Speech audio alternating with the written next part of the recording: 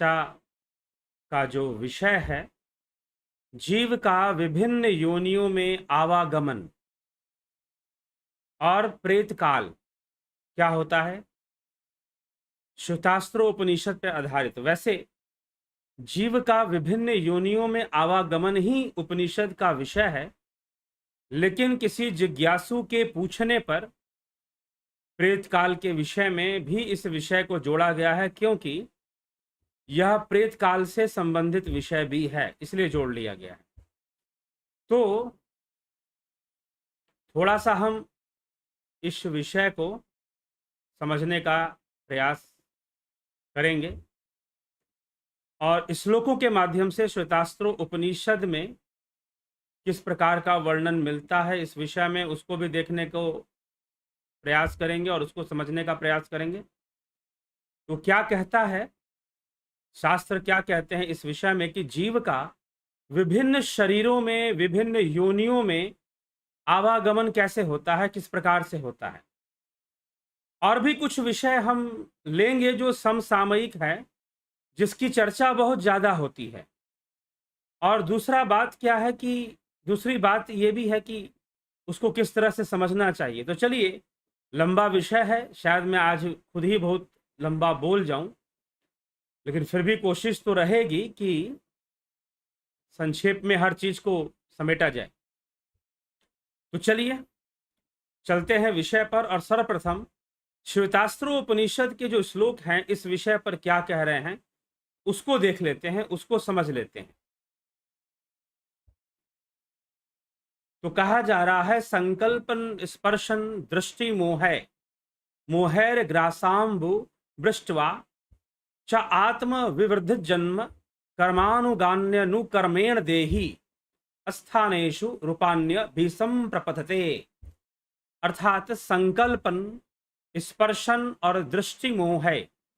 संकल्प, स्पर्श और दृष्टि और मोह, चार चीजों का नाम लिया जा रहा है। संकल्प, स्पर्श, दृष्टि और मोह, इन चार विषयों का नाम यहां पर लिया जा रहा है। तो इनसे, संकल्प, स्पर्श, दृष्टि और मोह से क्या होता है? तो कहा जा रहा है कि इनसे तथा भोजन, जलपान और वर्षा के द्वारा, भोजन, पानी पीना और वर्षा के द्वारा सजीव शरीर की, ये जो स्थूल शरीर है, सजीव। अब एक बात समझिएगा, अब यहां पर एक शब्द प्रयोग हुआ है, सजीव।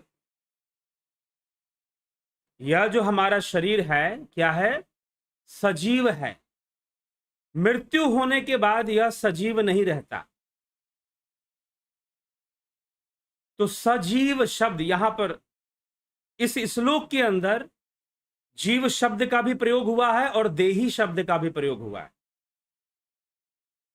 तो अब आपको, हालांकि मैं इन विषयों पर पहले भी बोलता आया हूं, लोग प्रश्न करते गए हैं, लेकिन आज जो हम उसी विषय पर चर्चा करने वाले हैं, जिसकी कई बार पीछे चर्चा हो चुकी है, लेकिन उपनिषद प्रमाण के साथ, उपनिषद प्रमाण के साथ हम चर्चा करने वाले हैं आज। तो सजीव, जो जीव के संग है।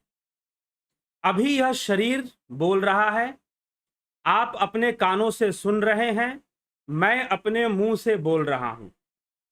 यह मुंह से बोलने वाला कौन है और आप अपने कानों से सुनने वाले कौन हैं? आप यह वीडियो देख रहे हैं तो आप आंखों से देख रहे हैं, लेकिन वह आंखों से देखने वाला कौन है? वह आंखों से देखने वाला कौन है? क्योंकि जब मृत्यु हो जाती है तो आंखें ठीक रहती हैं, जुबान भी ठीक रहती है, लेकिन फिर भी व्यक्ति ना बोलता है, ना देखता है, ना सुनता है। मृत व्यक्ति के कान ठीक हैं, कहीं से भी कानों में कोई गड़बड़ी नहीं थी, उसको किसी और कारण से मृत्यु हो गई। अरे चलो, किसी और कारण से मृत्यु हुई, हार्ट की प्रॉब्लम रही होगी, ब्रेन हैमरेज हुआ होगा, तो ब्रेन का प्रॉब्लम है ना, और हार्ट का प्रॉब्लम है। बेचारा सुन तो सकता था, लेकिन वो सुनता नहीं है। आंखें ठीक हैं, वो देखता नहीं है। और अभी तो आप सुन रहे हो, देख रहे हो, और मैं बोल रहा हूं। तो वो कौन है अगर मैं ये कहता हूं कि मैं बोल रहा हूं, तो क्या यह मुंह बोल रहा है, या मैं इस मुंह से बोल रहा हूं? क्या यह मुंह बोल रहा है कि मैं इस मुंह से बोल रहा हूं? अगर मैं इस मुंह से बोल रहा हूं तो इसका मतलब मैं मुंह नहीं हूं। I am not mouth, I am not tongue. ठीक। आप कानों से सुन रहे हैं, तो आप क्या कान हैं? आप आंखों से देख रहे हैं, तो क्या आप आंख हैं? वो कौन है जो कानों से सुन रहा है? वो कौन है जो आंखों से देख रहा है? स्वादिष्ट भोजन किया, स्वाद किसको मिला? क्या इस शरीर को मिला? तो मृत शरीर को जरा स्वादिष्ट भोजन कराओ, क्या वो स्वाद लेगा? प्रश्न ये है। तो सजीव, सजीव, स आत्मा शब्द का प्रयोग कहीं नहीं हुआ। क्या हुआ? सजीव, जो जीव के संग है। तो सजीव शरीर, ये स्थूल देह को ही सजीव शरीर कहा जाता है, क्योंकि ये जीवित है। मृत्यु होते ही यह जीव जो है इस देह का त्याग करेगा, देही जो है देह का त्याग करेगा। तो वो शरीर में कैसे बना हुआ है, उसका आवागमन कैसे लगा हुआ है, उसकी स्थूल जगत में गति कैसे बनी हुई है, तो वही समझाया जा रहा है। क्या कहा जा रहा है कि संकल्प, स्पर्श, दृष्टि और मोह से तथा भोजन, जलपान और वर्षा के द्वारा आत्म विवृद्धि जन्म, सजीव शरीर की वृद्धि और जन्म होते हैं। संकल्प, स्पर्श, दृष्टि और मोह से, भोजन, जलपान और वर्षा के द्वारा। ठीक है। भोजन, जलपान और वर्षा से क्या आता है? शक्ति बनता है, शक्ति का निर्माण होता है, वीर्य का निर्माण होता है। और फिर संकल्प, स्पर्श, दृष्टि और मोह, इनसे संकल्प है एक, साथ में स्पर्श है, दृष्टि है और मोह है। इनसे क्या होता है? स्पर्श और दृष्टि से कामना उत्पन्न होती है, और संकल्प तो पहले ही होता है, संतान उत्पत्ति का संकल्प होता है, सुख प्राप्ति का संकल्प होता है, और मोह तो होता ही है। बिना मोह के कैसे होगा सब? तो इन सब से क्या होता है? शरीर का जन्म होता है, सजीव शरीर की वृद्धि और जन्म होता है, दोनों बात। यह जो शरीर है इसकी बात की जा रही है, इसके जन्म और वृद्धि की बात। तो भोजन से, जलपान से और वर्षा से। अब ये आप सोच सकते हैं, भाई भोजन तो समझ में आ रहा है, आहार तो समझ में आ रहा है, अब यहां पर जलपान भी लिखा गया, अब यहां पर वर्षा भी लिखा गया। अरे भाई एक बात बताओ, अगर वर्षा नहीं होगी तो फसल कैसे होगी? फिर नदियों में कितना भी पानी हो, अगर बारिश रुक जाए तो नदियों का पानी भी सूख जाएगा, और नदियां भी खेतों को पानी नहीं दे पाएंगी। तो इसीलिए अगर वर्षा नहीं होगी तो फिर खेतों को पानी कैसे पहुंचेगा? नहीं पहुंचेगा, अन्न कैसे होगा? अन्न नहीं होगा, भोजन कहां से करोगे? ठीक है, ये चीज। और दूसरा फिर संकल्प, स्पर्श, दृष्टि और मोह, अगर ये चार चीजें ना रहे तो संतान की उत्पत्ति भी नहीं होगी। ठीक है, मनुष्य बहुत सारे वस्तुओं का अनुभव ही नहीं करेगा। तो इसीलिए यहां पर तो जीव की वृद्धि और सजीव की वृद्धि, यहां पर सजीव शब्द का साफ साफ प्रयोग हुआ है। तो सजीव मतलब शरीर, इस शरीर के लिए कहा जा रहा है कि आत्म विवृद्धि जन्म।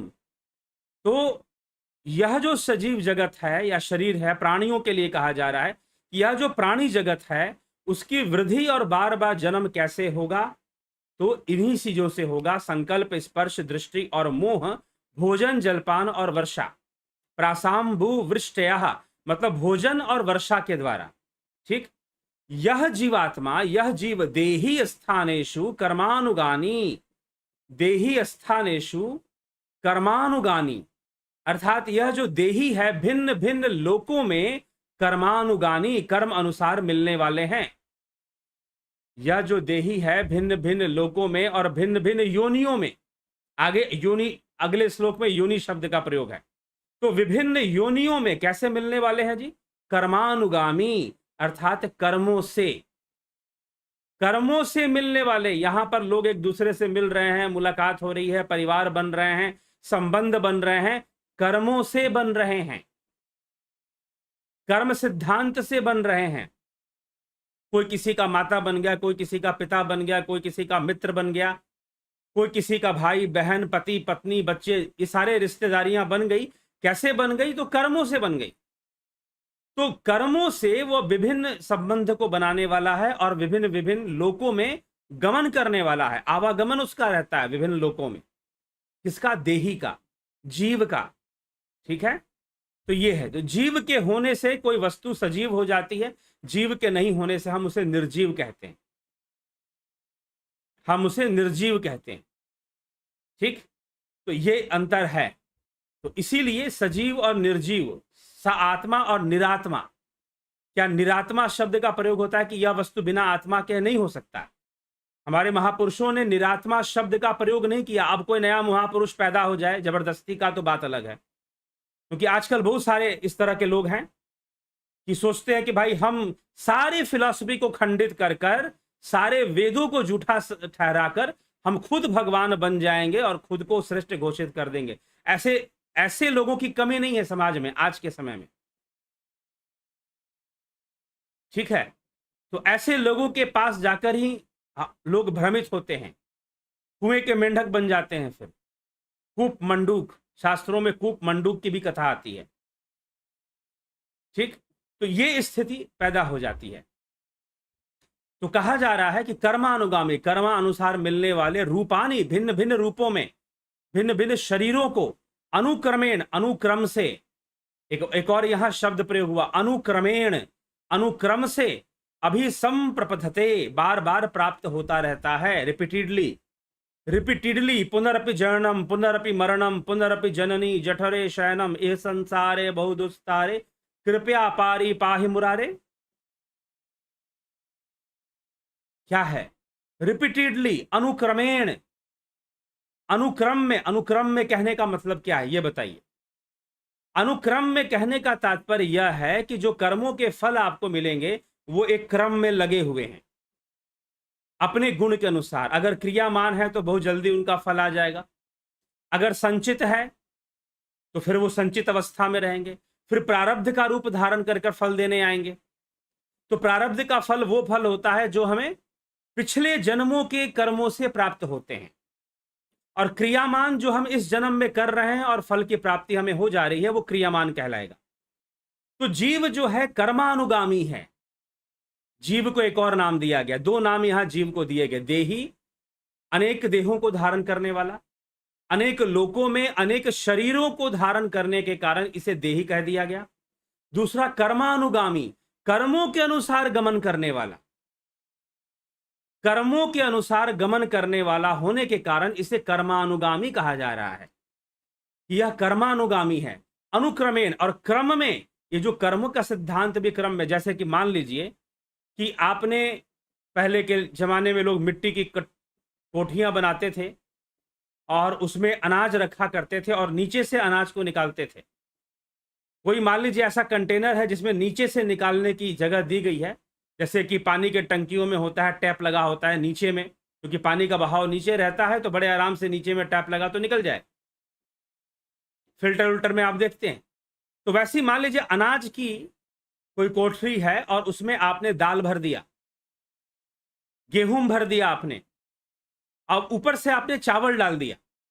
अब आपने चावल डाला तो आपकी इच्छा है कि भाई चावल हमें मिल जाए, लेकिन पहले से तो गेहूं भरा हुआ है ना उसमें, तो गेहूं ही पहले निकलेगा, गेहूं ही पहले निकलेगा, चावल नहीं निकलेगा, चावल बाद में निकलेगा। यही कारण है।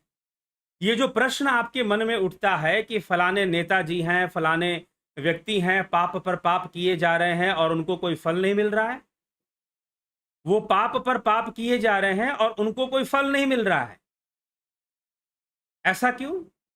क्योंकि पहले गेहूं डाला हुआ था, अब ऊपर से चावल डाल रहे हैं। मान लीजिए कि गेहूं पुण्य है और चावल पाप है, तो पहले पुण्य मिलेगा, पुण्य का फल मिलेगा। प्राणी तेरे पुण्य का जब तक है भंडार, तब तक सब कुछ माफ है, करो गुनाह हजार। लेकिन पाप करने से पुण्य की राशि बहुत जल्दी खत्म होगी। कई बार होता है ना कि भाई किसी ने घोटाला किया 30 साल पहले और सजा उसको बहुत बाद में मिलनी शुरू हो जाती है, लेकिन समय आने पर सब मिलता है। और सजा तो कई तरीकों से मिल सकती है। सजा मिलने के अनेकों तरीके हो सकते हैं। जरूरी नहीं कि कोर्ट या न्यायालय सजा देगी तभी सजा मिलेगी। जिनको सजा भुगतना होता है वो भुगतते हैं जीवन में। बहुत सारे ऐसे लोग हैं बहुत भयंकर दुख भोग रहे हैं, क्या उनको कोर्ट ने सजा दी है? जी नहीं, प्रकृति ने दी है। प्रकृति ने, और प्रकृति सजा भी नहीं देती, प्रकृति तो कर्मों का फल दे देती है बस। इसका संयोग जो प्रकृति के द्वारा ही मान लीजिए या कर्म के द्वारा ही बनता है, अपूर्व की शक्ति से। मीमांसा के अनुसार अपूर्व की शक्ति से बनता है, श्रीमद् भगवत गीता के अनुसार और सांख्य योग के अनुसार प्रकृति से बनता है। कर्म का फल प्रकृति से बनता है, तो फिर वो संयोग बना देती है। तो जो भी भोग रहा है व्यक्ति अपने कर्मों को भोग रहा है, कहां बच के जा पा रहा है? तो इसीलिए हम अपने कर्म, तो जीव जो है कर्मानुगामी है, अपने कर्मों से गमन करता है, सुख दुख का भोग करता है, सुख दुख का भोग करता है। महर्षि पतंजलि ने कहा है कि आयु, जाति और भोग, ये तीन चीजें कर्मों से प्राप्त होती हैं। क्या क्या? आयु, जाति और भोग। आयु मतलब कितनी लंबी समय रहेंगे, जाति, आयु, भोग। पहले जाति को समझिए, जाति, आयु, भोग। जाति का मतलब है किस योनि में जन्म हुआ। अगर श्वान की योनि में, अगर कुत्ते की योनि में जन्म हुआ तो जाति भी कुत्ते की होगी। मनुष्य योनि में जन्म हुआ तो जाति मनुष्य की मानी जाएगी। जाति इसी को बोलते हैं। बाकी हमारे व्यवस्थाओं में जिसको आजकल लोग आप कास्ट या जाति बोल देते हो, वो तो वर्ण व्यवस्था से निकला हुआ है। तो वर्ण अलग चीज है, वर्ण का कॉन्सेप्ट अलग है, और जाति अलग चीज है। तो जाति, यहां पर जो महर्षि पतंजलि ने जाति शब्द का प्रयोग किया है अपने सूत्रों में, तो वह योनियों के लिए किया है, विभिन्न योनियों के लिए, अलग अलग योनियों में जन्म ले सकता है। तो जाति, और अब उस जाति में कितना समय रहना, मतलब उस शरीर मिल गया, अब शरीर में कितना समय रहना है, आयु कितनी होगी, यह भी कर्म से निर्धारित होगा। और उस आयु के बीच भोग कितना होगा। अब भोग क्या है? दो प्रकार के भोग हो सकते हैं, सुख और दुख।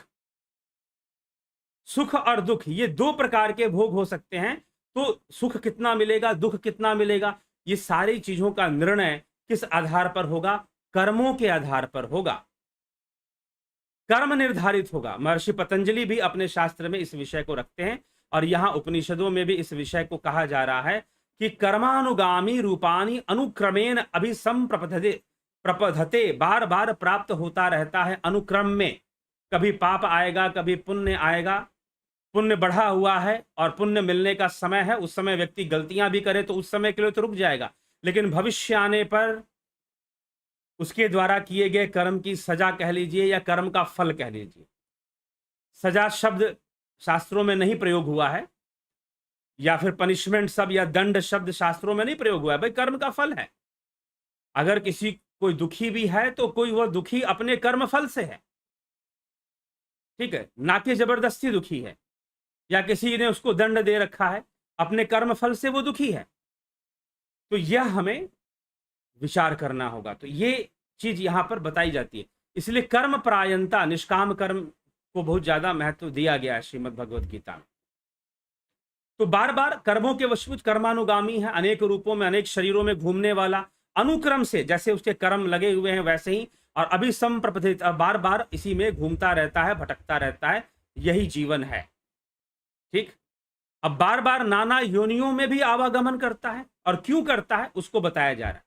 तो लिखा जा रहा है अगले श्लोक में, स्थूलानि सूक्ष्माणि बहूनि चैव रूपाणि देहि स्वगुणैर वृणोति क्रिया गुणैरात्म गुणैश्च तेषाम संयोग हेतुर परो अपि दृष्टः। कि जीवात्मा, देही जो है, जो देही है, जो जीव है, अपने कर्मों के गुणों से तथा शरीर के गुणों से, अहंता, ममता आदि अपने गुणों के वशीभूत होकर स्थूल और सूक्ष्म बहुत से रूपों को स्वीकार करता है। उनके संयोग का कारण दूसरा भी देखा गया है। अर्थात कि कर्म के वशीभूत तो वो घूमता ही घूमता है।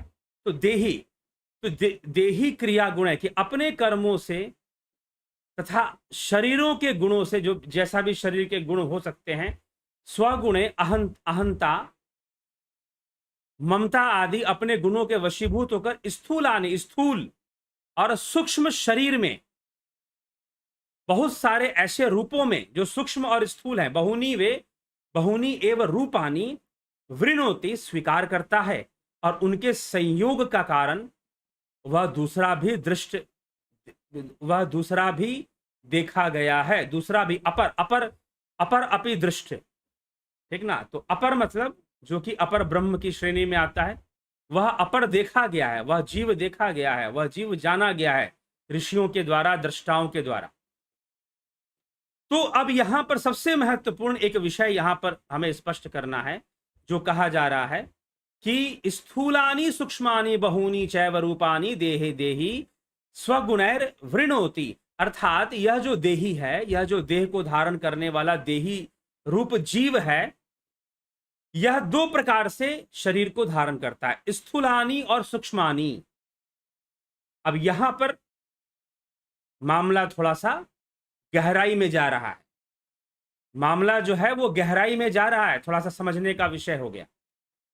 स्थूलानि और सूक्ष्मानि, दो तरह की योनियों में यह भ्रमण करता है, दो तरह की योनियों में यह जाता है, दो तरह के रूपों को यह धारण करता है। और वो दो प्रकार के रूप कौन है? स्थूल और सूक्ष्म।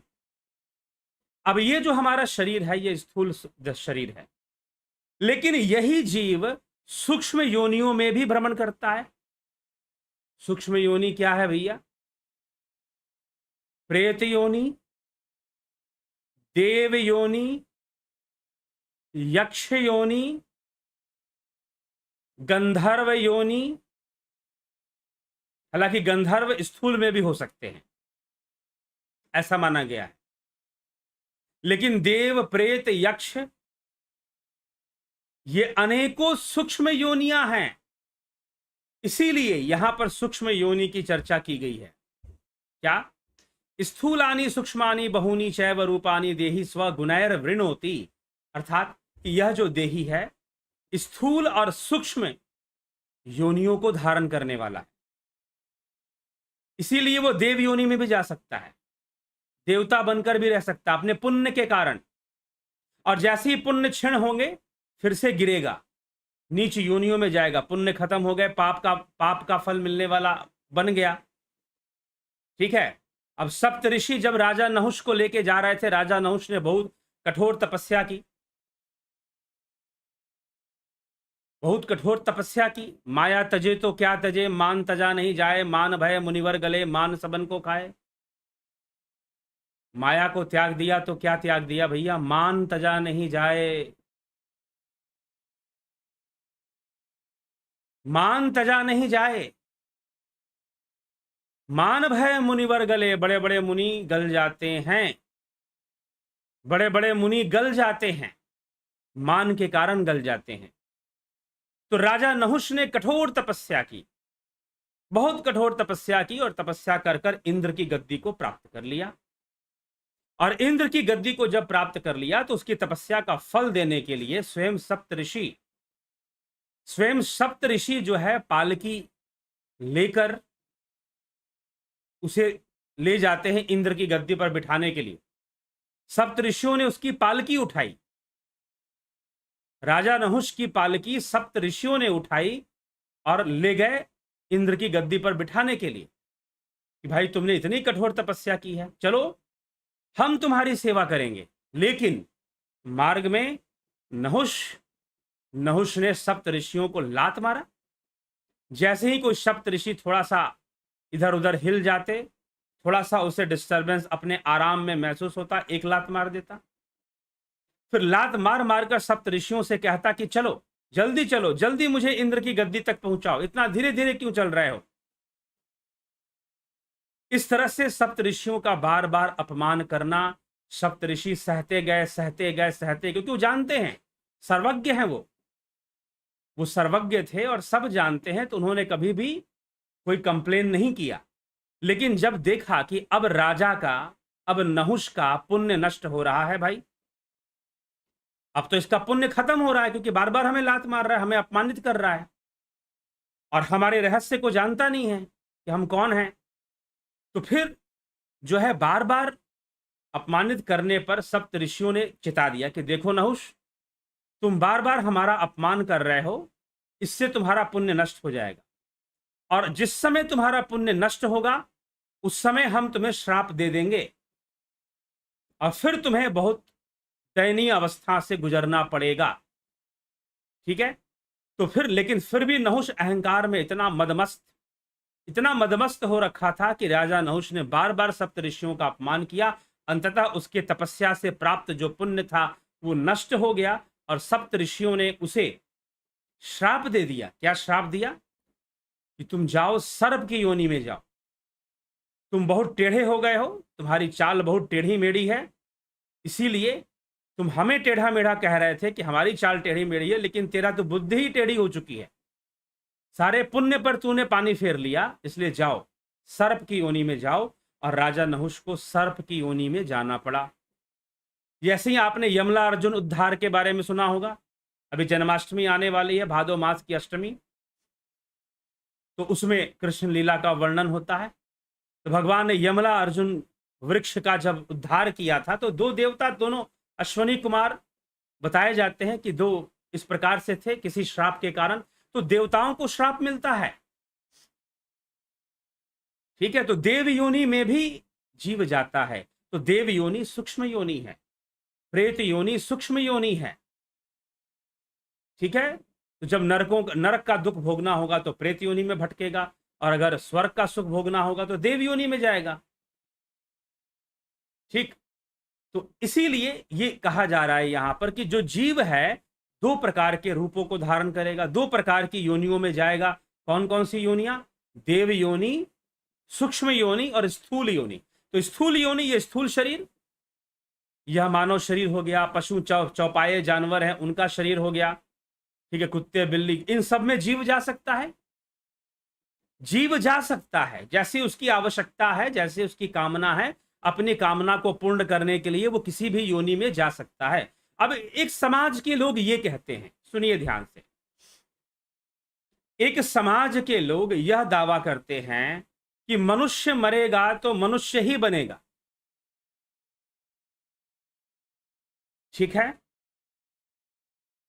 श्वान मरेगा, अगर कुत्ता मरेगा तो कुत्ता ही बनेगा, सांप मरेगा तो सांप ही बनेगा, उसी योनि में जाएगा, और जब मनुष्य मरेगा तो मनुष्य ही बनेगा। ये उनका दावा होता है। तो इसका एक यहां, अब इससे ऐसा कहने से उनकी मान्यता के अनुसार इसका मतलब ये है कि जो कुत्ते की योनि में जो जीव बैठा हुआ है वो बार बार कुत्ता ही बनता रहेगा और उसे उस योनि से मुक्त होने का कोई मार्ग नहीं मिलेगा। तो एक बात बताइए कि इस कितना बड़ा अन्याय होगा उसके साथ कि जो कुत्ते की योनि में है, जो बहुत ही जीव, ऐसे जीव जो कि बहुत विवश हैं, उनके अंग भी सही नहीं होते और वो बार बार उसी योनि में भटकते रहेंगे, उनको तो वहां से निकलने का कोई मौका ही नहीं जी। आहार निद्रा भय मैथुन तो बना ही रहेगा, उस मुक्ति का कोई साधन ही नहीं है। ठीक है। तो ये मान्यता फिर सिद्ध हो जाएगी। और दूसरी बात, फिर कर्म का क्या सिद्धांत? इसीलिए जीव, इसी अब उपनिषद में पहले ही कह दिया गया कि जीव ना स्त्री है, ना पुरुष है, ना नपुंसक है, कर्मानुगामी है। कर्मों के अनुसार अगर स्त्री शरीर में प्रवेश किया तो स्त्री की तरह ही वह व्यवहार करेगा, अगर पुरुष शरीर में प्रवेश किया तो पुरुष, अगर नपुंसक के शरीर में प्रवेश किया तो नपुंसक। अब योनियां कई हो सकती हैं, वृक्ष भी एक योनि है, हाथी भी बन सकता है, कुत्ता भी बन सकता है, सर्प भी बन सकता है। कई जन्म भय गजमीन मृग, कई जन्म भय कीट पतंगा। गुरुओं की वाणी में ऐसी वाणियां आती हैं कि कई जन्मों में हम गजमीन मृग, गज मतलब हाथी, मीन माने मछली, मृग मतलब हिरन रहे, और कई जन्मों में हम कीट पतंग रहे। हम विकसित हुए, हम डेवलप हुए, हम इवॉल्व हुए। ठीक ना। जो सांख्य की जो थ्योरी है, थ्योरी ऑफ इवोल्यूशन है, theory of subtle evolution, theory of spiritual evolution. Darwin की जो थ्योरी है वो फिजिकल इवोल्यूशन की बात है। और जो सांख्य शास्त्र है वो भी विकासवाद की बात करता है। इवॉल्व हुए हम, ठीक है। तो हमने, तो वो जो जीव है, फिरत सदा माया करी प्रेरा, काल ही कर्म ही स्वभाव गुण घेरा, कबहू करी करुणा नर देही, देत ईश बिनु हेतु सने, बिनु हेतु सने ही, यम यम वापि स्मरण भावम त्यस्तंते कलेवरम तम तमे व्यति कौंते सदा तद्भाव भावित। कि जो जो जैसी जैसी भावना रखेगा वो वैसे वैसे भाव के अनुसार वैसी वैसी योनियों को ही प्राप्त होगा। तो वो प्रेत योनि में भी भटक सकता है, वह देव योनि में भी जा सकता है, पापों के वशीभूत वो कीड़े मकोड़ों की योनि में भी जा सकता है, ठीक है। क्यों? क्योंकि शरीर है, जीव है, जीव की कामनाएं हैं, और जीव की कामनाएं अगर आखिरी कामनाएं उसकी ऐसी हैं और उसको लगता है कि फलाने योनि में जाकर हमारी कामना पूर्ण होगी, हमारी कामना पूर्ण हो जाएगी, तो हो जाएगी। अब एक बात बताओ, मनुष्य और कुत्ते के शरीर में कितना अंतर है? गाय के शरीर में, मनुष्य के शरीर में, हाथी के शरीर में, मनुष्य के शरीर में कितना अंतर है? बता दीजिए जरा। हिंड लिम्स, फोर लिम्स, ये फोर लिम्स हो गए, पैरों को हिंड लिम्ब बोलते हैं हम। बाकी क्या है? मुंह में खाता है, नली से निकलता है, उसके भी फेफड़े हैं जैसे हमारे फेफड़े हैं। आप देखो चौपायो जानवर के जितने भी फेफड़े हैं आदमी की तरह ही हैं, बस साइज बड़ा होगा थोड़ा। भोजन पेट में जाता है, फिर छोटी आंत में जाता है, फिर बड़ी आंत में जाता है। अरे भैया, अंदर का जो सिस्टम है ना, जैसा तुम्हारा है वो कुत्ते का भी है, गाय का भी है अंदर का सिस्टम। और रही बात कुत्ते बिल्ली जैसे जानवर, तो जो भोजन आपको पसंद है ना, जरा खिलाकर देखो, वो भी खाएंगे चटकारे लगाकर, वो भी चटकारे लगाकर खाएंगे। कुछ जानवर तो बड़े आराम से, उनको पसंद है बहुत मनुष्यों का भोजन, ठीक ना। आप जो है, अब जो बाहरी कुत्ते हैं बाहर से कुछ भी लेकर खा लेते हैं, लेकिन अगर आप ताजी ताजी रोटी कुत्ते को डेली खिलाओ, फिर बासी खाना बंद कर देगा। आप जिन्होंने कुत्ते पाल रखे हैं उनसे जाकर पूछ लीजिएगा, सूंघ कर छोड़ देगा कि बासी नहीं खानी मुझे, ठीक है। तो इस तरह से, तो क्या है वो? बंधन है। पशु तो एक बंधन ही, मनुष्य भी पशु है। अरे भाई, मनुष्य होने का अर्थ ही क्या है? धर्मो ही तेषाम अधिको विशेषु, धर्मेन ही न पशु भी समाना। धर्मो ही तेषाम अधिको विशेषु, धर्मो ही तेषाम अधिको, जिसके अंदर धर्म विशेष है वही मनुष्य है। और धर्म से हीन जितने भी हैं वो पशु हैं, चाहे दो पैर पे चलते हो, नाक ऊंची हो, क्या फर्क पड़ता है? सब पशु ही हैं, ठीक। तो कर्मानुगामी है और कर्मों के अनुसार विभिन्न योनियों में जाता ही जाता है, नहीं जाने का प्रश्न नहीं, जाता ही जाता है, ठीक। तो ये चीज है। तो हाँ, ये माना जा सकता है, ये कहा जा सकता है कि भाई जो मनुष्य बना है उसके दोबारा मनुष्य बनने की संभावना अधिक है, अगर वह जीवन सही ढंग से जीता है तो। छठे अध्याय के अंदर भगवान कृष्ण ने भी इस विषय पर चर्चा कर दिया है। जब अर्जुन ने पूछा कि अगर कोई योग भ्रष्ट होगा तो उसका क्या होगा, अगर कोई योग भ्रष्ट होगा तो उसका क्या होगा, तो भगवान ने कहा कि जितना किया है उसका फल मिलेगा। जिसने बिल्कुल योग किया ही नहीं है उसका पशु योनि में जाने की संभावना सबसे अधिक होगी, और जिसने योग किया है, थोड़ा सा भी किया है, कुछ वर्ष भी अगर योग साधना में लगाए हैं, तो भगवान कहते हैं कि उसको उसका फल मिलेगा। और वो अगर उसके पुण्य हैं तो वो पुण्यों के वशीभूत देव योनि में जाएगा सबसे पहले, और फिर देव योनि से आकर फिर दोबारा मनुष्य योनि में आएगा। और जहां तक उसने अपनी साधना की थी, जितना योग बल उसने एकत्र किया था, वो उसके साथ रहेगा और अपनी साधना को आगे बढ़ाएगा, जहां तक किया था उससे आगे ले जाएगा। फिर ये साफ साफ भगवान कृष्ण ने अर्जुन को समझाया कि योग, उसका योग बढ़ेगा। लेकिन जिसने योग नहीं किया, मात्र धन एकत्र करने में रहा, मात्र परिवार और धन वैभव बनाने में, प्रॉपर्टी बनाने में ही रहा, तो फिर उसकी गति क्या हो सकती है? अंतकाल जो मंदर सुमरे, ऐसी चिंता में जो मरे, प्रेत योनि बलि बलि उतरे। अंतकाल जो पुत्र सुमरे ऐसी चिंता में, जो मरे सूकर योनि बलि बलि उतरे। अंतकाल जो लक्ष्मी सुमरे ऐसी चिंता में, जो मरे सर्प योनि बलि बलि उतरे।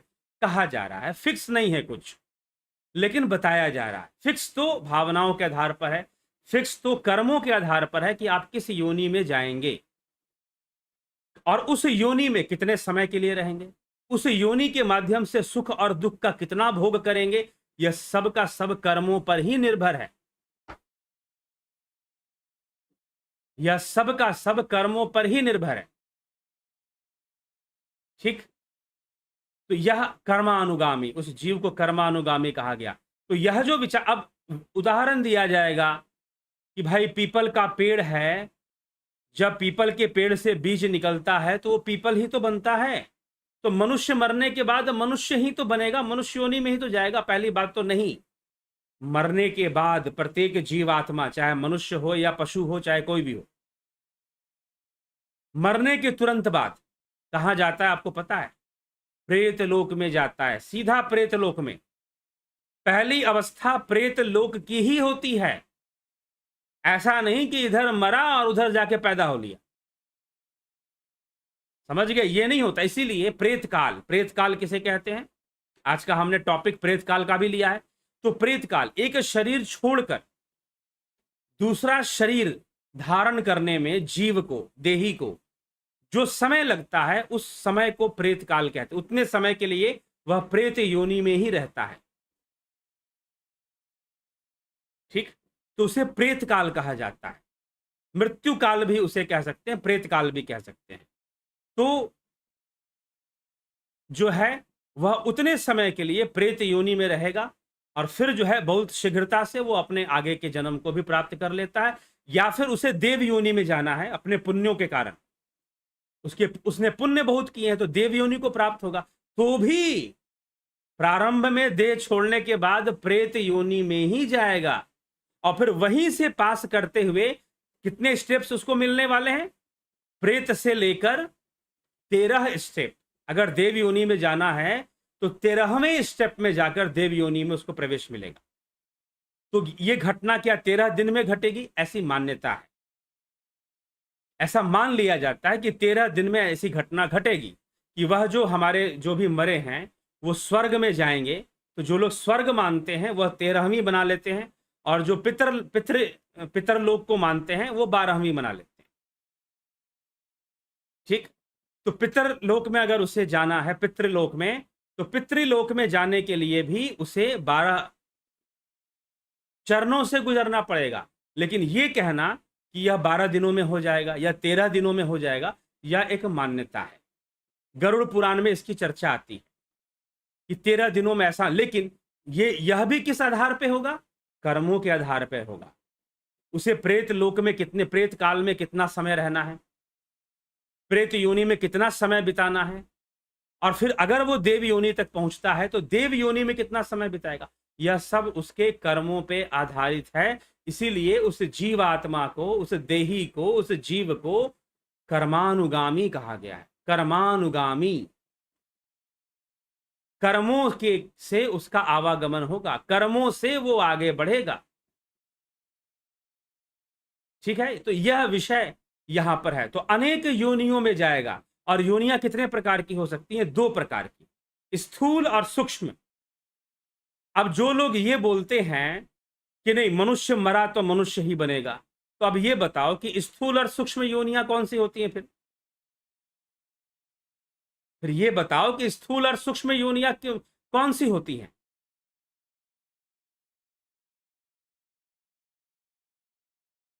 ठीक, तो ये हमें समझना पड़ेगा कि स्थूल और सूक्ष्म योनियां कौन सी होती हैं। अब एक और ट्रेंड आजकल चल गया है, मैं देख रहा हूं, क्योंकि होता क्या है ना कि लोग जो है कहीं ना कहीं मार्ग ढूंढ लेते हैं। अभी किसी ग्रंथ पर मेरी चर्चा हो रही थी, तो एक फलाने व्यक्ति को बात समझ में नहीं आई, तो बोले कि नहीं नहीं ये हमारी, क्योंकि उनके गुरुजी ने जो उनको बता के रखा था वो उससे मैच नहीं कर रहा था। अब लोग कुएं का मेंढक बन जाते, बहुत भयंकर रूप से। इतनी भयंकर बीमारी है ये गुरुडम वाली बीमारी जो लोगों को लगी हुई है, भयंकर, जिसको कहता एकदम दिमाग को ताला बंद। तलवार लेके खड़े हो जाएंगे, गोली बंदूक निकाल देंगे, लेकिन हमारी ही गुरु जी की बात सही है। अगर कोई गुरु जी की बात शास्त्रों से कट गई, नहीं नहीं शास्त्रों में मिलावट है जी, मिलावट मिलावट। अभी कोई आया था ना जो बोल रहा था नहीं गीता में मात्र 75 श्लोक है। ठीक है, आपका 75 श्लोक किस आधार पे मानेंगे? हर जगह से मैचिंग करके मानेंगे, ऐसे नहीं मान लेंगे। और रही बात तर्क की, तर्क अनेक प्रकार के दिए जा सकते हैं। ठीक है, तर्क अनेक प्रकार के दिए जा सकते हैं। तो इसीलिए कोई चीज को जबरदस्ती मत थोपी, जबरदस्ती थोपने की कोशिश मत कीजिए कि भाई ऐसा ही है। ठीक, लेकिन जो अनुसंधान के आधार जरूर है कि कुछ अनुसंधान कर ही लेना चाहिए व्यक्ति को। तो ये चीजें हैं। तो जब हमें पता चलेगा कि एक विषय, अगर मान लीजिए उपनिषद कहता है कर्मानुगामी है, स्थूल और सूक्ष्म योनियों में जाता है, ठीक है, कोई मिलावट करने वाला एक जगह मिलावट करेगा, क्योंकि मिलावट करने वाला इतनी मेहनत करेगा कि वो जाके योग सूत्र में भी मिलावट करेगा, वो जाके मीमांसा शास्त्र में भी मिलावट करेगा, वो जाकर ब्रह्म सूत्र में भी मिलावट करेगा, वो जाकर वेदांत सूत्र में भी मिलावट करेगा कि हर जगह मैं इस बात को बदलूंगा। मुझे नहीं लगता कि मिलावट करने वाले इतने मेहनत करेंगे। ठीक है, तो अगर ये बात यहां उपनिषद में लिखी जा रही है कि वो कर्मानुगामी सूक्ष्म और स्थूल देहों में जाने वाला है, सूक्ष्म और स्थूल योनियों में जाने वाला है, तो अगर इस बात की स्वीकृति दूसरे शास्त्रों में भी मिल जाती है तो हम उसको मिलावट नहीं मानेंगे। हां, जैसे कि वाल्मीकि रामायण में शंभू की कथा आती है, दूसरे रामायणों में नहीं आती, किसी रामायण में शंभू की कथा नहीं आती, वाल्मीकि रामायण में आती है विशेष रूप से। तो फिर लगता है कि ये जो शंभूक वाली कथा है ये जानबूझ के मिलाई गई है। रामायण तो कई भाषाओं में लिखे गए, कंबज रामायण लिखा गया तमिल भाषा में, मराठी एकनाथ रामायण लिखा गया, और कई रामायण लिखे गए, तुलसी रामायण लिखा गया। तो हर रामायण के अंदर शंभू की कथा नहीं मिली, अनुसंधान में नहीं मिली, मात्र वाल्मीकि रामायण में मिल रही है। तो इट मीन्स कि देयर इज ए मैनिपुलेशन, कि हाँ शंभू की कथा मिलावट है, माना जा सकता है इस जगह पर। लेकिन अगर कोई फैक्ट, अगर कोई तथ्य उपनिषद में भी मिल रहा है, गीता में भी मिल रहा है, योग शास्त्र में भी मिल रहा है, ब्रह्मसूत्र में भी मिल रहा है, और उपनिषद के अलग अलग उपनिषदों में मिल रहा है, जैसे कि अयम आत्मा ब्रह्म, आत्मा को ब्रह्म समझना चाहिए, यह बात रिपीटेडली कई उपनिषदों में आ जाता है, अलग अलग तरीके से लिखा हुआ है। ठीक है, तो इसको मिलावट नहीं कहेंगे भाई, इसलिए जबरदस्ती का मिलावट मत पैदा कीजिए। आपकी बात गुरु जी की नहीं तो मिलावट हो गया है। तो कुएं का मेंढक अगर बने हुए हैं तो निकल जाइए, बाहर निकलिए उससे। ना धर्म समझ में आएगा, ना शास्त्र समझ में आएगा, ना ब्रह्मचर्य समझ, कुछ नहीं समझ में आने वाला। फिर सारी चीजें एक दायरे से बंधेगी। हमारा कुआं, हमारे कुएं में ये बात चलती है तो यही बात सही है। ठीक, तो बस इतना विवेक से, इसीलिए इतना गुरु इतना गुरु इतना गुरु, आजादी के बाद ना जाने कितने गुरु हमारे देश में हुए हैं, लेकिन फिर भी धर्म की स्थिति को में कोई बहुत सुधार ला पाए हो ऐसा दिखता नहीं। इतना कंफ्यूजन पैदा कर देते हैं, कुछ देवी देवताओं की पूजा बंद करवा देते हैं, कोई कोई कुछ एकेश्वरवाद का ऐसा कॉन्सेप्ट लेकर आ जाते हैं कि कहते हैं कि सब बेकार है, कोई राम, कुछ नहीं हुआ आज तक। और ज्यादातर तो ऐसे हुए जो कि सारे सबको हटा दो और हमारी पूजा करते रहो। तो ये सारी चीजें हैं, तो विवेक से हमें विचार करना पड़ेगा और समाज को इन सब धारणाओं से मुक्त होकर जो हमारा जो वास्तविक वैदिक विचारधारा है, जो शास्त्रीय विचारधारा है और जो प्रैक्टिकल है। शास्त्रीय विचारधारा भी इसलिए नहीं, किसी भी शास्त्रीय विधान को, इसको आचार्य कुमारिल भट्ट जो कि मीमांसा आचार्य थे, मीमांसा के अनुसार वेद ही शब्द प्रमाण है, शब्द प्रमाण के रूप में मात्र वेदों को ही लिया जाता है। लेकिन फिर भी मीमांसा आचार्य कुमारिल भट्ट ने कहा था कि फिर भी उन शब्दों का प्रैक्टिकल भी होना चाहिए, उनके उन शब्दों के अन्य प्रमाण भी होने चाहिए प्रमाण व्यवस्था में। प्रमाण व्यवस्था क्या है? प्रत्यक्ष, अनुमान, उपमान, शब्द, अर्थापत्ति और अनुपलब्धि, 6 टाइप्स ऑफ प्रूफ्स, प्रमाण, 6 प्रमाण की बात आती है वेदांत और मीमांसा के अंदर। 5 प्रमाण आते हैं न्याय शास्त्र में। इस प्रोसेस में, इस सिस्टम के अंदर हम तथ्यों को प्रूव करेंगे। तो वैदिक शब्दों को मात्र शब्द से प्रमाणित करेंगे ऐसा नहीं है, उसका प्रत्यक्षीकरण भी होना चाहिए। अगर प्रत्यक्षीकरण नहीं हो रहा तो अनुमानीकरण करो, अनुमानीकरण नहीं तो उपमानीकरण करो, नहीं तो अर्थापत्ति अनुपलब्धि से कैसे भी उस शब्द को प्रमाणित होना पड़ेगा। अगर मान लीजिए कि प्रत्यक्ष में नहीं हो रहा तो अनुमान से होना चाहिए। फिर अनुमान इज नॉट इमेजिनेशन, इन्फ्रेंस, जिसको हम बोलते हैं इन्फ्रेंस, इन्फ्रेंस करना किसी चीज के बारे में, तो उसको भी प्रमाण के रूप में लिया गया है। तो मात्र ऋषियों ने या फिर हमारे विद्वानों ने, जो जिनमें मीमांसा आचार्य कुमारिल भट्ट का नाम आता है, या फिर और जितने विद्वान हुए आदि गुरु शंकराचार्य, वो जब शास्त्रार्थ करते थे तो मात्र ऐसी रट्टू तोते की तरह शास्त्रार्थ नहीं करते थे कि श्लोक रट लिए, जी नहीं। आजकल तो 4 कोई संस्कृत का श्लोक रट ले और बोलो, लोग बोलेंगे अरे भाई संस्कृत आता है इसको, तो विद्वान आदमी लग रहा है, बताओ। ठीक है, तो वो जो उनका जो शास्त्रार्थ होता था वो श्लोकों को रट कर नहीं होता था, लॉजिक्स चलते थे, प्रैक्टिकल लॉजिक। ठीक है, तो क्या चीजें प्रूव होकर आ रही हैं। कभी न्याय व्यवस्था को पढ़िए, महर्षि गौतम का जो न्याय सूत्र है, ठीक, बाद में वात्स्यायन, महर्षि ऋषि वात्स्यायन का भाष्य है उसके ऊपर, न्याय के ऊपर। तो बातें ऐसे ही नहीं चलती थी, कोई रट्टा मारकर शास्त्रार्थ नहीं होते थे, ये ध्यान रखिएगा। तो इसीलिए बड़ा प्रैक्टिकल चीजें होती थी और बड़े किसी ना किसी कंक्लूजन पर पहुंचने के लिए, सही जगह पर पहुंचने के लिए लोग आपस में चर्चाएं करते थे। तो ये चीजें थी। तो किसी भी शास्त्र के विषय में, ग्रंथ के विषय में ऐसे ही नहीं कहा जा सकता कि इसमें ऐसे मिलावट है जी, हमारे गुरु जी की बात नहीं मिल रही तो मिलावट है, सीधा बोल जाएंगे। तो ये आजकल इतना ज्यादा ये बन चुका है अंधभक्ति, गॉड डिपेंडेंसी और गुरु डिपेंडेंसी। गुरु जी कर लेंगे ना, हम तो काम कर रहे हैं, गुरु जी मोक्ष दे देंगे।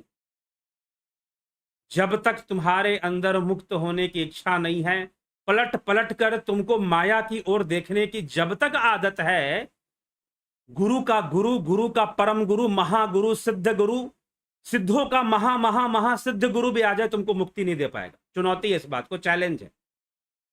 जब तक तुमको माया की ओर देखने की आदत पड़ी हुई है, कितना भी बड़ा गुरु आ जाए वो तुमको मुक्ति दे ही नहीं पाएगा भाई, क्योंकि मुक्त तुम स्वयं हो सकते हो, दूसरा कोई तुम्हें नहीं दे सकता। मार्ग दे सकता है, सहयोग दे सकता है, शिक्षाएं दे सकता है, प्रेरणाएं दे सकता है, मुक्ति नहीं दे सकता तुम्हें।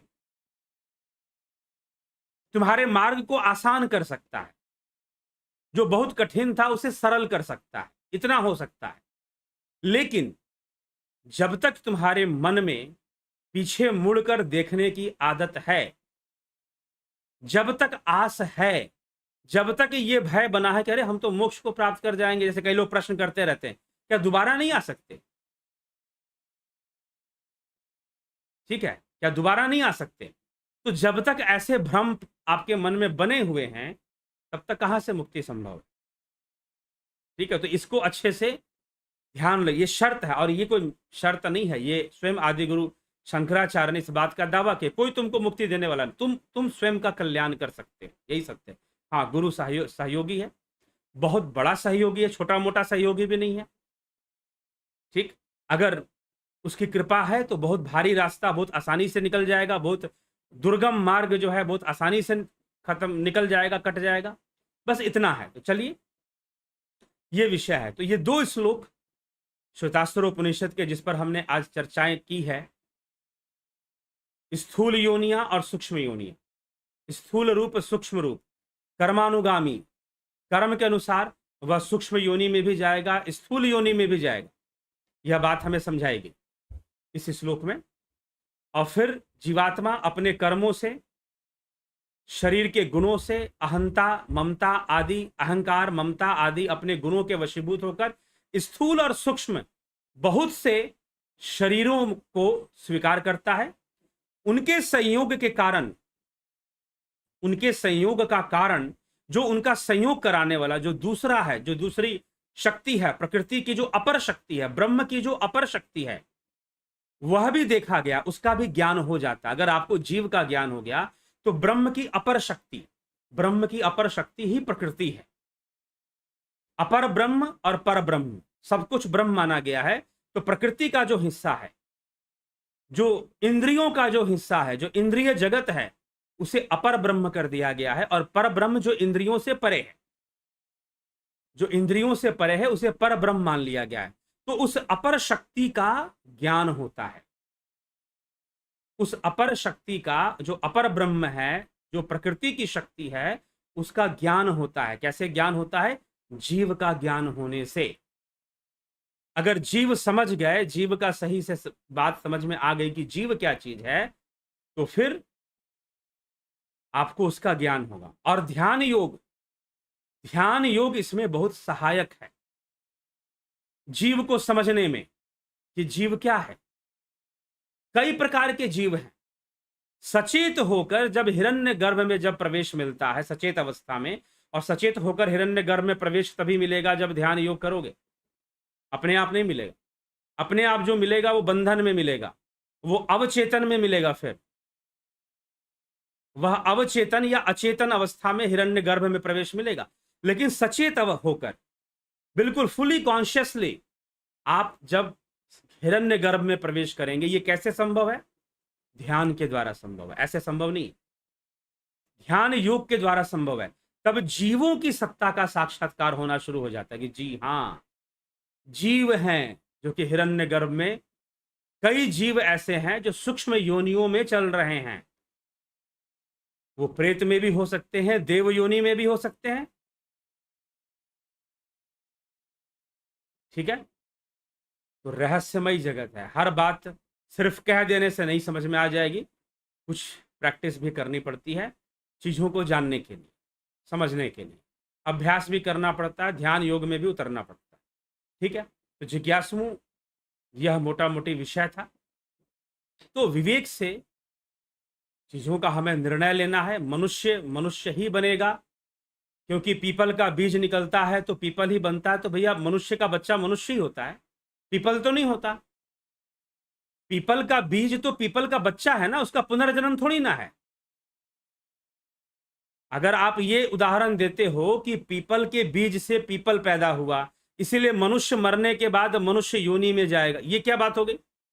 अरे पीपल का बीज पीपल का बच्चा है, आदमी का बच्चा भी आदमी होता है। कम से कम कंपैरिजन तो लॉजिकली और जो है न्यायपूर्ण ढंग से कीजिए। ठीक है? तो यहां पर तो जो तुलना की जा रही है उसी का न्याय नहीं हो पा रहा। जो तुलना की जा रही है पीपल के बीज से, उसी में न्याय नहीं है। पीपल का बीज पीपल का बच्चा है, वो रिप्रोडक्टिव सिस्टम से आया है। कोई भी वृक्ष का बीज, इतनी तो बॉटनी पढ़ते होंगे ना, कम से कम ये बोलने वाले इतनी बॉटनी, मैं तो नहीं बॉटनी पढ़ा लेकिन इतनी थोड़ी सी पढ़ी है मैंने प्लांटों के बारे में, वृक्षों और पौधों के बारे में।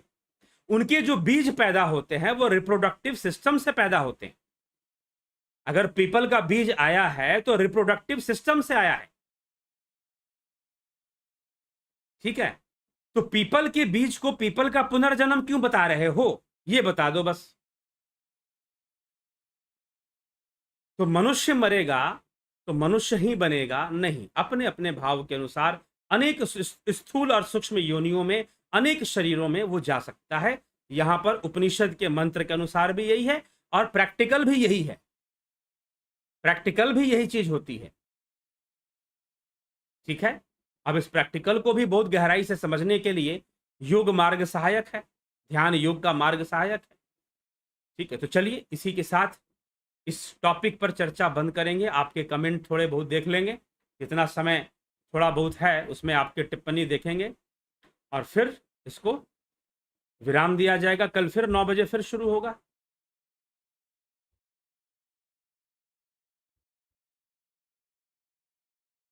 चैतन्य खत्री प्रणाम स्वामी जी। साधक अगर कुंडलिनी जागरण होता है और वो योग भ्रष्ट होता हो, वो कौन सी योनि में और कब तक रहेगा कैसे पता करें?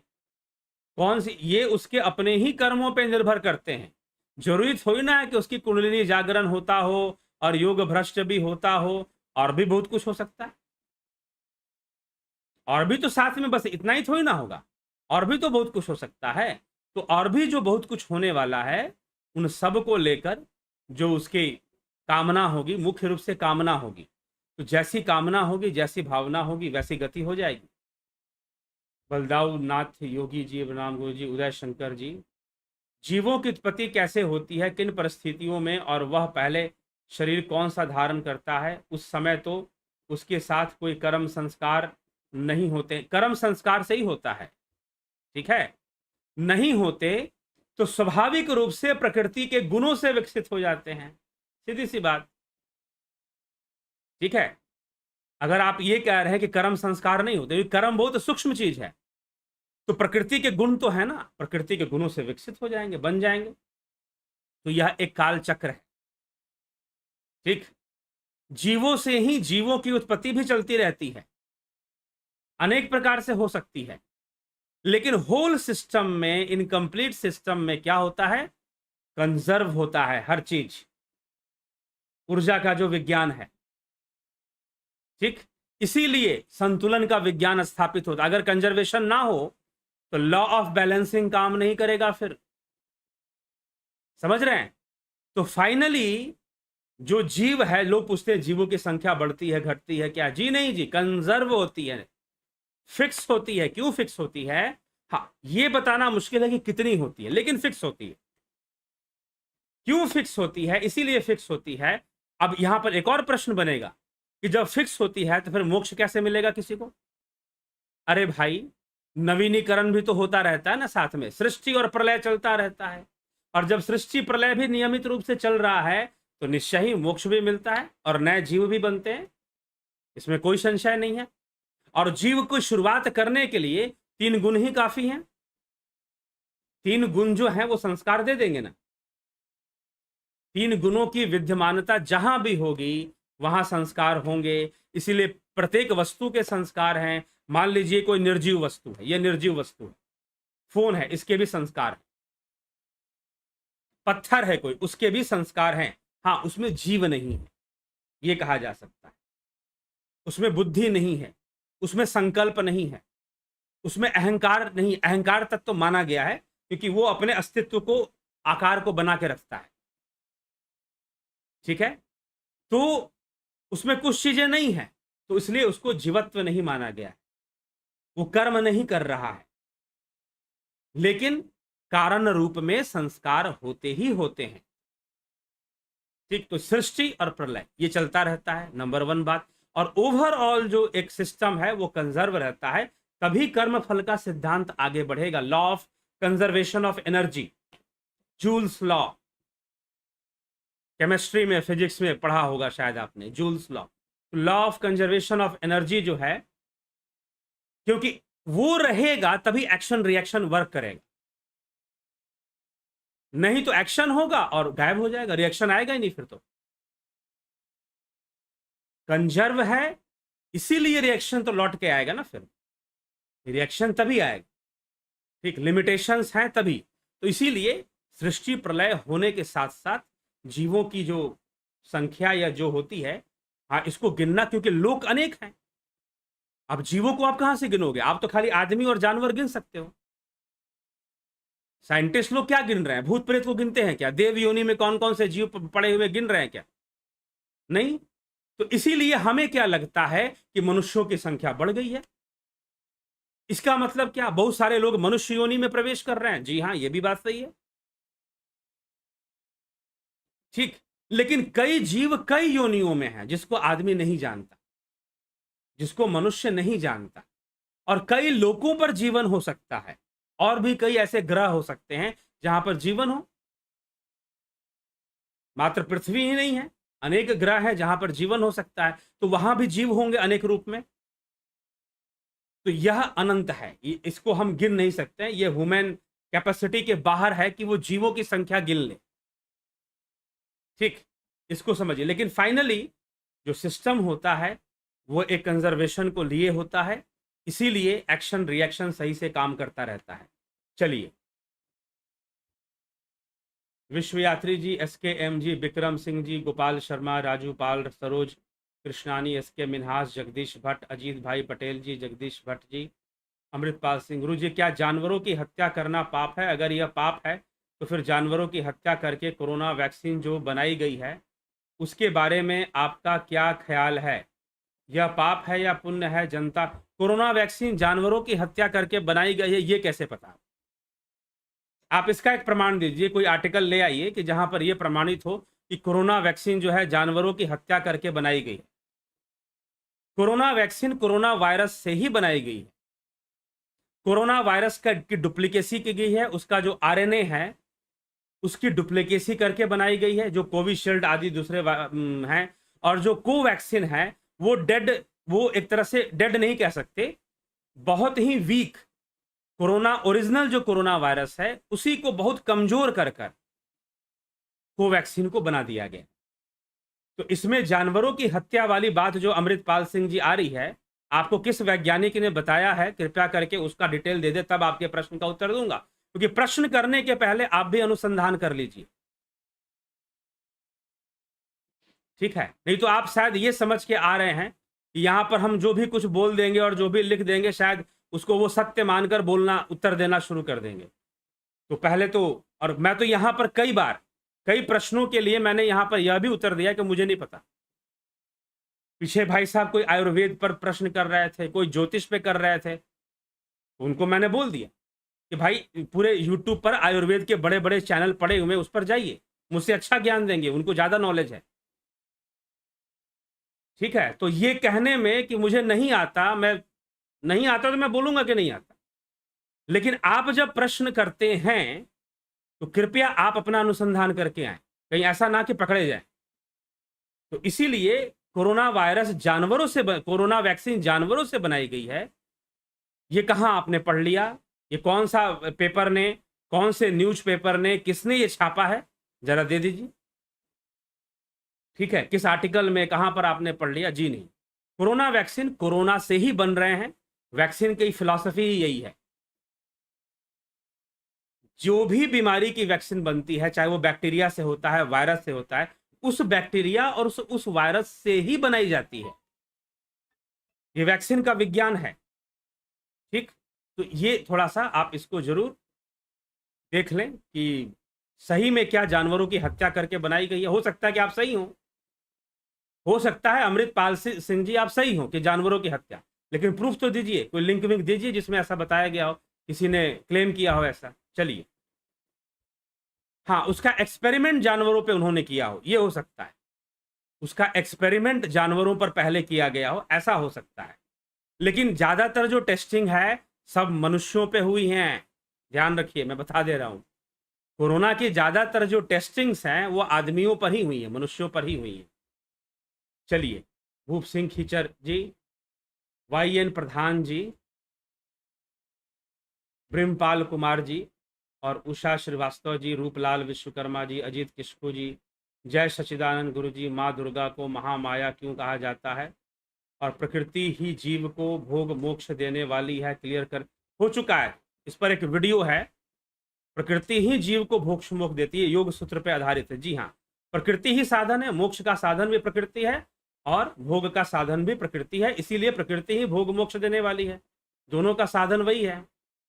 रावत माइक्रो जी, योगेंद्र पंडित जी, पिंटू वासवा जी, रिंकी जोधी जी, कुंडलिनी शक्ति के बारे में चर्चा कीजिए। कभी करेंगे, कभी करेंगे, पहले किया जा चुका है कुंडलिनी शक्ति के बारे में, थोड़ी बहुत बातें बताई गई हैं पीछे, आगे बाद में भी बताई जाएंगी। मुख्य क्या है कि देखिए, महर्षि पतंजलि ने अपने राजयोग में इस विषय को बहुत नहीं लिया, बहुत थोड़ा सा एक जगह पर कहीं पर कोई चक्र की चर्चा हुई है, आज्ञा चक्र की, संभवतः, नहीं तो चक्रों की चर्चा योग सूत्र में नहीं मिलती, क्योंकि बेसिक कॉन्सेप्ट्स कुछ और है, और चक्रास जो हैं वो हैं माया का ही अंग, ठीक? ग्रहों से उनका संबंध है, चक्रों का, रंगों से उनका संबंध है, ग्रहों के रंगों से, ठीक है? तो वो कर्म सिद्धांत के अंदर भी चक्र ही आते हैं। तो इसीलिए हमें अपनी, हाँ, जब हम ध्यान योग करते हैं, साधना करते हैं, तो उनका विकास होता है, कुंडलिनी शक्ति जागृत होती है, ऊर्ध्वगामी होती है। तो ये उसका विज्ञान है। श्रीमन नारायण, जय श्री कृष्ण। देव रतन बलदावा जी, अमर सिंह जी, आचार्य जी, क्या साधना के अलावा भी दिन भर प्रभु चिंतन कर सकते हैं? करना चाहिए। चिंतन से एकाग्रता बढ़ेगी। गंभीर शाह जी, ज्योति दत्ता जी, अनिल प्रजापति जी, भरत शबलानी जी, राम निवास मीना, रमेश चोपड़ा, चंद्रेश्वर पर। जब ब्रेन हैमरेज होता है तो सजीव रहते हुए भी हम किसी काम करने में असमर्थ हो जाते हैं। इसको कैसे, हम तो कोमा की अवस्था भी आती है, पैरालिसिस अटैक्स हो जाते हैं जब ब्रेन हैमरेज होता है। ठीक है, अगर जिस साइड भी हैमरेज होगा उसके अपोजिट साइड में आपको पैरालिसिस हो जाता है लोगों को। ठीक, तो हम काम नहीं करते, कर्म तो करते हैं, क्योंकि कर्म तो मन से होता है। कर्म शरीर से ही होगा ऐसा नहीं है, कर्म तो मन से होगा। ठीक है, तो ब्रेन हैमरेज हुआ है, स्थूल शरीर को बाध्य कर रहा है। जो मन है, बुद्धि है, चित्त है, वो तो काम करते रहते हैं, उनको कोई नुकसान नहीं पहुंचता है, बस स्थूल देह को ही नुकसान पहुंचता है। अध्ययन, थैंक्स गिविंग, अजीत कौरव जी, सोमनाथ शिंदे जी, अखया गुंज जी, सृजनी मेहांता जी, रजनेश बर्फानी जी, बलवंत सिंह गोहिल, जलराम रायका, रावत माइक्रो। क्या जो सजीव और निर्जीव है वह दोनों मूल रूप में ब्रह्म ही है? मूल रूप में ब्रह्म ही है जी, बिल्कुल। अगर हाँ, तो फिर एक सजीव दूसरा निर्जीव किस प्रकार हुआ? जीव के होने से। जीव के होने से। और ये सजीव है, ये निर्जीव है, ये क्या है? इंद्रिय अनुभूति है। ये बात कभी मत भूलिएगा, यह इंद्रिय अनुभूति है। अगर आप इंद्रियतीत अवस्था में चले जाओगे, जहां आत्मा का साक्षात्कार होता है, जहां ब्रह्म का साक्षात्कार होता है, तो वहां पर ना कोई सजीव है ना कोई निर्जीव। सजीव और निर्जीव होना भी इंद्रियों का ही विषय है। जीवच मंडल जी, आपकी मुस्कान हमेशा बनी रहे। महेश मकवाना जी, गोपाल दास जी, नीति सिन्हा जी, आपकी भी मुस्कान बनी रहे मंडल जी। अमर सिंह जी, जशपाल मंगत जी, रचना जी, भीम सिंह मीना, महेश मकवाना। ठीक है, तो यदि ब्रह्म को आपने जान लिया तो इस जीवन, जान लिया तो फिर क्या लक्ष्य? लक्ष्य का क्या मतलब फिर? ठीक है, तो ये चीज है। और जान लेना क्या है? ये कोई प्रश्न ही नहीं है कि जान लिया तो फिर आपका क्या लक्ष्य होगा। आईएएस वाले पूछते हैं क्या, ऐसा इंटरव्यू लेते हैं, भाई तुमने ब्रह्म को जान लिया तो तुम्हारा क्या लक्ष्य होगा? ठीक है, तो कोई लक्ष्य वाली कोई बात ही नहीं है। सही से आदमी जीवन जीना सीख ले, वही जीवन का लक्ष्य है।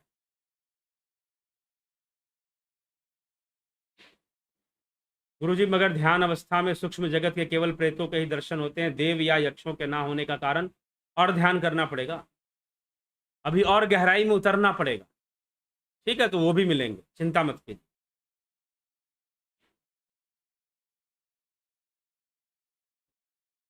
जब मुक्ति ही चाहिए तो जीव की उत्पत्ति ही कैसे हो गया? जब मुक्ति मिल जाएगी तो पता चल जाएगा कि कैसे हो गया। जब मुक्ति मिल जाएगी, भाई पिंजड़े में बंद हो गया, अब पिंजड़े में कैसे बंद हुआ? बाहर निकल जाएगा तो पता चल जाएगा। इसका यही उत्तर है कि बाहर निकलेगा तो पता चलेगा कि अंदर कैसे गया था। तो इसलिए मुक्ति चाहिए, और मुक्ति तो एक हमारी, और मुक्ति क्यों चाहिए? हमारी जरूरत है भाई, हमारी जरूरत है, इसलिए हमें मुक्ति चाहिए। और जरूरत कब है? जब जीवन में अनेकों चीजें हम देखते हैं, समझते हैं, तो फिर हमें लगता है कि मुक्ति चाहिए। केशव पटेल जी, ममता शर्मा जी, गोपाल शर्मा जी, गुरु जी, मृत्यु और जन्म के बीच की स्मृतियां चित्त पर बनती हैं तो शरीर मिलने पर उनका स्मरण क्यों नहीं होता? नहीं होता, काल के कारण, काल के प्रभाव के कारण नहीं होता। कन्हई कुमार जी, अंजू श्रीवास्तव जी, यदि कर्मों से ही गति होती है तो क्या मोक्ष भी कर्मों के कारण होता है? निष्कर्म से होता है, योग से होता है। मोक्ष जो है वो योग से होता है, निष्काम कर्म से होता है। मोक्ष का साधन निष्काम कर्म योग बनता है। ठीक है,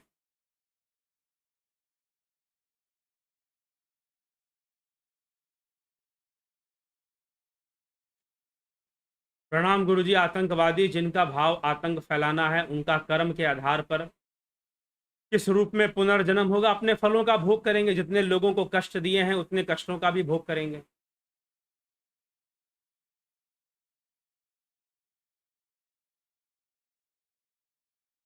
गोपाल शर्मा जी, ऐसा नहीं है थर्ड आई ओपन होने पर ही आत्मा ही परमात्मा है का साक्षात्कार होता है। जी नहीं, ऐसा नहीं है। ठीक है, थर्ड आई ओपन होने पर क्या हो जाएगा कि आत्मा परमात्मा का साक्षात्कार हो जाएगा? जरा प्रमाणित कीजिए। आप अपने थर्ड आई का अनुभव बताइए कि ऐसा क्या हो जाएगा जिससे कि आत्मा ही परमात्मा है प्रूव हो जाएगा। ठीक है, ऐसी कौन सी अनुभूति आ जाएगी कि उससे ये प्रूव हो जाए कि आत्मा ही परमात्मा है?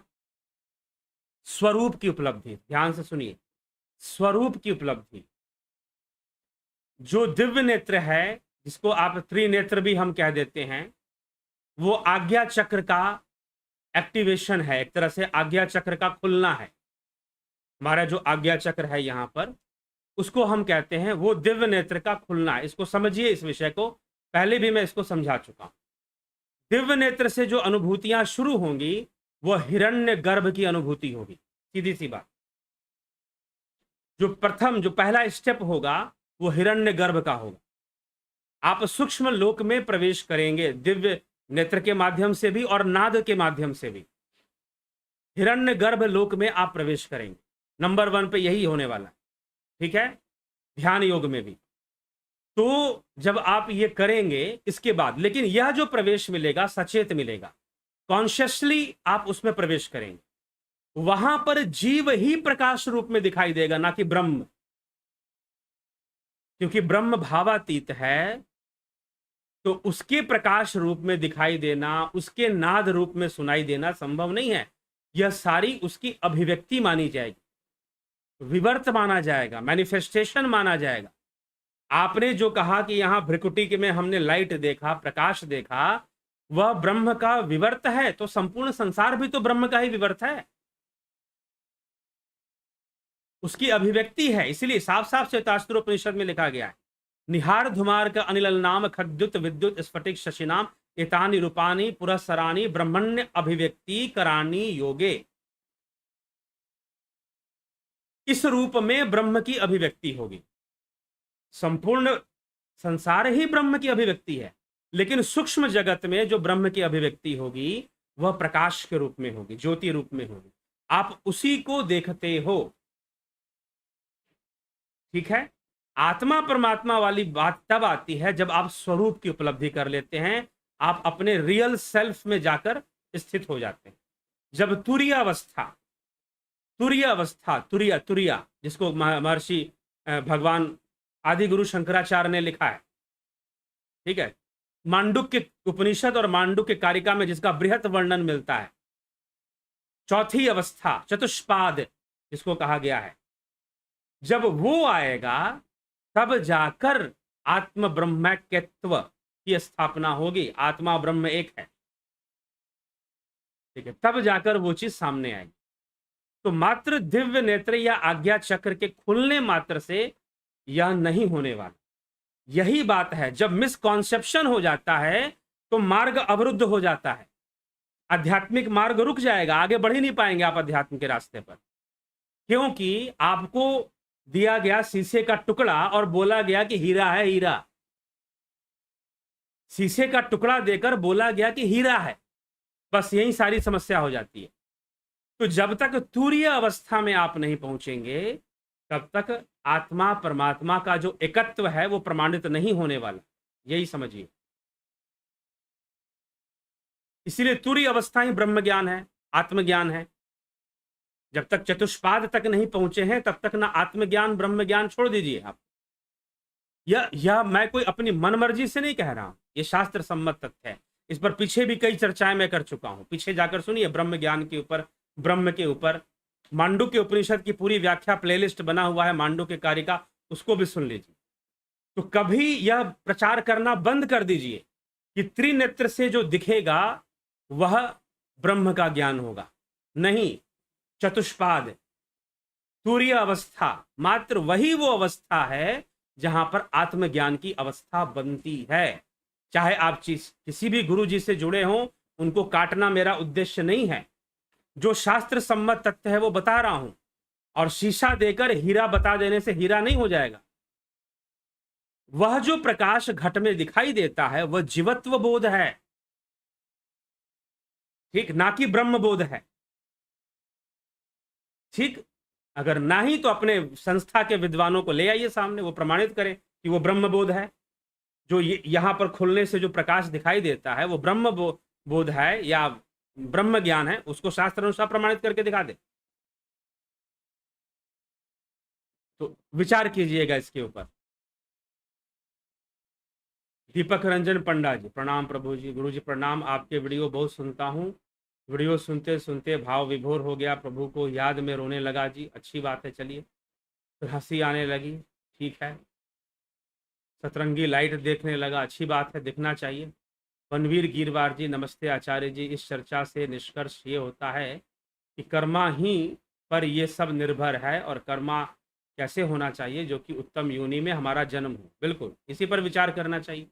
मीमांसा का विचार यही है कि हम कर्म कैसा करें जिससे कि हम देव योनि में जन्म लें, हम प्रेत योनि में ना जाएं, हम नीच योनियों में ना जाएं, ऊपर की ओर जाएं। चरणेश्वर गीता शर्मा जी, गीता शर्मा, एक सवाल है, कर लीजिए सवाल। बनवीर गिरवार जी, क्या हम अपने वर्तमान कर्मों के आधार पर आपको मारकर बनाई जाती? सही बात है गुरुजी, ये न्यू बॉर्न काफ को मारकर बनाई जाती है, और वासीन मैंने ऑथेंटिक तथ्य से पढ़ी है, साइंटिस्ट ने खुद बताया है पूरा विधि। ठीक है, चलिए। अमन कक्कर जी, गुरु जी राम राम जी, ओम तत्सत। दयानंद, सादर प्रणाम गुरु जी। इंद्रजीत जी, अमन कक्कर जी, गुरु जी कुंडलिनी शक्ति। ठीक है, प्रश्न अभी भी काफ़ी हैं, तो जो है आगे भी चर्चाएं होती रहेंगी। अभी विराम देते हैं इसको, और फिर कल जो है हम इसी समय पर आएंगे।